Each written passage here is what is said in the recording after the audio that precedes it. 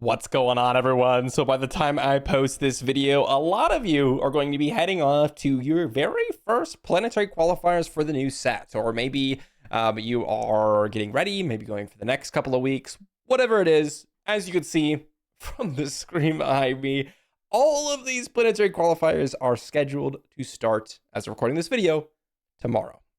And so we're going to get a good glimpse as to how the meta will progress.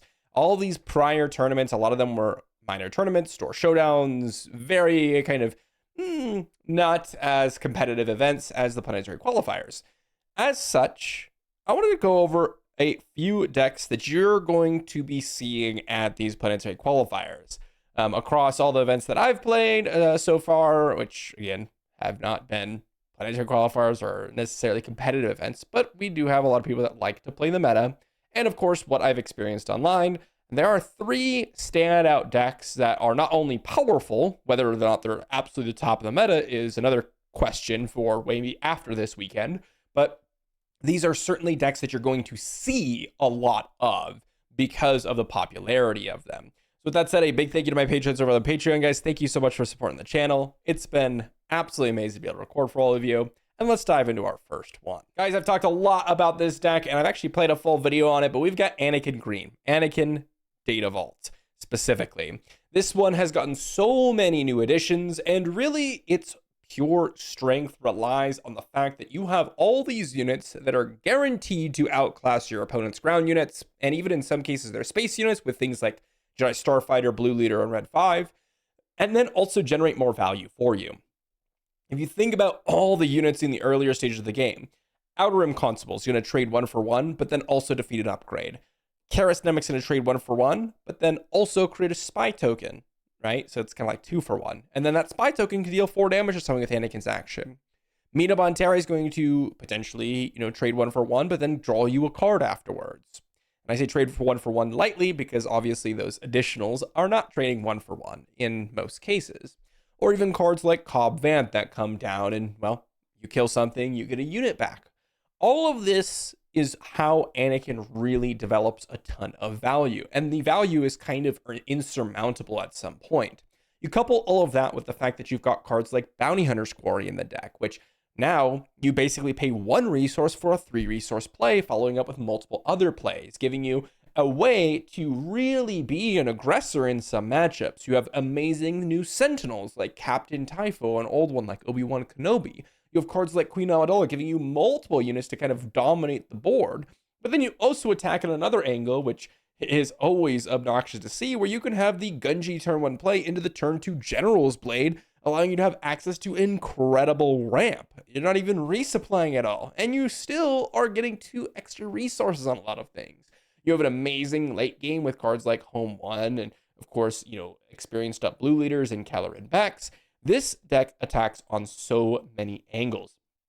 If you're trying to play the aggressive strategy, you are going to get hard blocked by Sentinels. You're going to get outrun and out-damaged by, or out-traded by your opponent's units, which makes it really hard to attack on that front. If you're playing a mid-range deck, you're going to get outvalued because their units are going to be better than your units in terms of stat line because of Anakin's action. And then you're going to have to deal with not only a very powerful mid-range leader and a very powerful stat line and very powerful units in the late game like Keller and Beck and Home 1, but also the fact that you're behind on board, which is really tricky. The biggest fault or biggest thing to fight Anakin on is just being a little bit bigger than Anakin. Playing cards, that don't care about your opponent actually having a lot of value in their ground arena. Playing just more controlling options to just get rid of their units and not have to worry about Anakin's action at all, and then just go completely over the top. It's actually very difficult to just completely lane dodge against Anakin as well. For example, like Vader Yellow, you have to be able to beat, these space decks and the ground decks and the aggressive decks and the mid-range decks and the more controlling decks. You have to have an angle against all these decks in order for you to actually be a meta deck. And Anakin does. Cards like Jedi Starfighter or Blue Leader give you access to kill your opponent's unit and potentially kill a secondary unit after the fact or even in the same action. Like Jedi Starfighter against Vader Yellow is literally game losing. Like turn 1, they play 2 turn 1 plays. Cool, I kill both of them. on turn 1. Even if they have 3 toughness, like they played a 2-drop, well, guess what? Jedi Starfighter has 3 power and can still do the 1 damage to another unit, allowing you to completely wipe the board on Vader Yellow. So you attack on so many angles. Really, you're trying to go just a little bit bigger than Anakin in order to kind of defeat this one. But definitely get a good solid look at this list, because I wouldn't be surprised if Anakin was one of the most played decks across the weekend. This weekend. The next one we got to talk about is Han Green. Now, this one is a little bit interesting in the fact that we're all pretty used to playing against Han Green, if you've been playing for quite some time. Now, if you look across like set 4, Legends of the Force, and set 6, you actually have very few additions. Now, it's important to remember that set 5, you really didn't have Han until the very end of the meta, because Force Throw was so prominent and everyone was running Force Throw, which means you couldn't do the 7-drop turn that you absolutely love doing. But if you are someone that's kind of, okay, I'm going to be fighting against a Han Green, what should I be looking out for? Well, it's really from set 5 and set 6 that you got to be kind of paying attention. Cards like Caloran, Beck, and Obi-Wan are relatively new additions to the list, as well as, well, in some decks, you've got to deal with Captain Typho. In this case, this is one that had Captain Typho in the sideboard. So between all of those are the only new additions. But you also have to make sure that you are able to cover your bases against Han, because you can have a situation, and we've seen it in the videos, where turn 1, your opponent plays a Millennium Falcon, the set 4 one, going to Chewbacca turn 2, into like a turn 3 Han Solo, and suddenly you're getting hit for 10 damage, 7 damage on turn 2, right? And then on turn 3, you're getting hit by 10 damage, and that wins the game in like 2 more swings, which is absolutely disgusting. And then on top of all that, you still have to be wary of, well, Han Solo deploying and then coming with it a 7-drop unit. And Caloran, Beck, and Han Solo are absolute devastators in that regard. So obviously, if you have hand disruption, that's going to work out pretty nicely. You do want to make sure that you're able to kind of compete on multiple levels. Like, make sure that you're able to deal with a very, very early space unit that's ramped up by Chewbacca and Han, but then also be able to deal with that 7-drop if you can. If they go resupply into resupply, or resupply on turn 1 into a very, very early turn 3 7-drop, sometimes it's just not possible to win. And that's kind of the problem with Han. So being able to deal with that in one way or another, whether it's hand disruption, having specific hand hate cards, that can help a lot.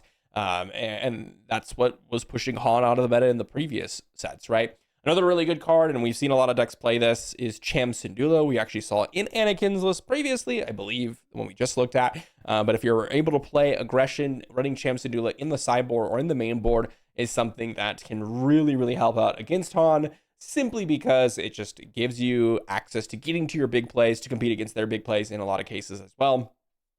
Which is why we see Cham Syndulla in the main boards in a lot of decks, because of Han. I mean, Han is just like guaranteed value for Cham Syndulla.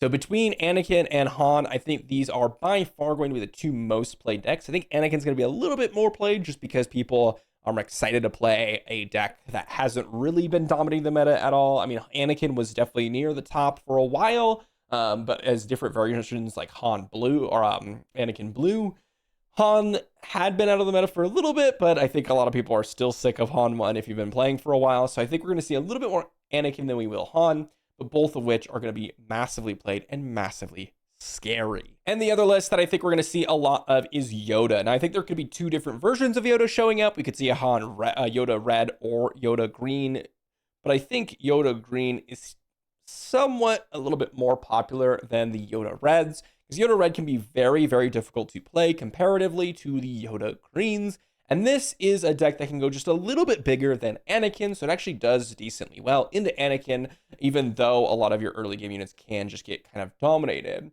One of the best things about this list, though, is that you have some really, really good, and this is Yoda Green with Force, really good Force payoffs. And you don't really have to have a lot, right? You don't have to have a lot at all. I mean, if you look at this list, the only Force payoff we're playing is Yoda. That's it. That's all we are playing. There is not a single other card in this list that's actually utilizing the Force for you. And so we're playing a bunch of units like Battlefield Arena, Mina Montari that don't care about generating the Force. It is literally just there so that you can get a ton of value out of Yoda, especially because you have cards like You're My Only Hope, to play cards like Yoda sooner, or cards like Luke sooner, or cards like Keller and Beck sooner. But if you notice here, we're playing multiple 8 drops, multiple 7 drops. And so when you're fighting up against something like an Anakin, what you end up doing is ignoring the early game, getting cards like Resupply, Spark of Hope, Resupply Carrier down, ramping, maybe getting a little bit of restore with Minamontari Yaddle, getting potentially a little bit lucky with a, You're My Only Hope with Yoda's action, and then just going to town on that direction. That's the name of the game. You get to your 7 drops very quickly. So you're actually playing a lot of ramp in this style of deck. But really, this is just kind of like a go big heroism deck with the Force kind of as a backup for Yoda, giving you that little bit of heal and a little bit of removal at the same token. The whole goal is, well, Yoda himself, if you're able to get the Yoda leader down, you suddenly have a lot of control going on. You're able to go in and defeat a unit to get some restore and allow you to propel yourself into the late game to take advantage of all these powerful 7 and 8 drops. And we do get some new additions from the new set. Like I mentioned, Captain Typhoon, Mina Bonteri were 2 cards that Anakin were playing. Guess what? It's still very, very good cards, and that's what Yoda's playing as well. Those are really the 2 new additions. But I want to call attention to one other card that a lot of people are playing in the Vigilance Heroism style decks, and that's Galen Urso. I think this card is pretty underrated. There are a lot of matchups where I've played Galen on a Super Laser Technician, removed all the abilities, and now I have just defeated their ramp, essentially. And that is disgustingly powerful, especially if you're playing a mid-range, kind of trying to play big units against your opponent, trying to play bigger units as well. This can be absolutely game swinging.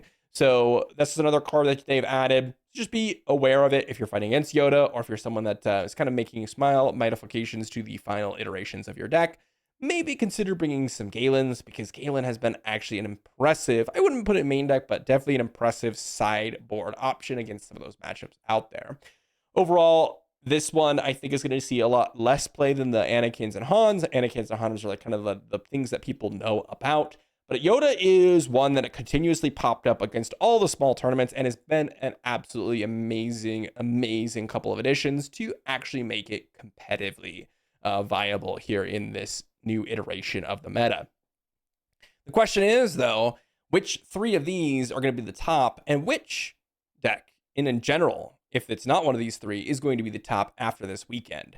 Like I mentioned, this is kind of the weekend to see where the meta goes. If we look down all of the tournaments here, I mean, there was one down here with the 2 Moons Invitational, but all these Secrets of Power tournaments up until now, with the exception of Beatle, have been minor, very, very small tournaments.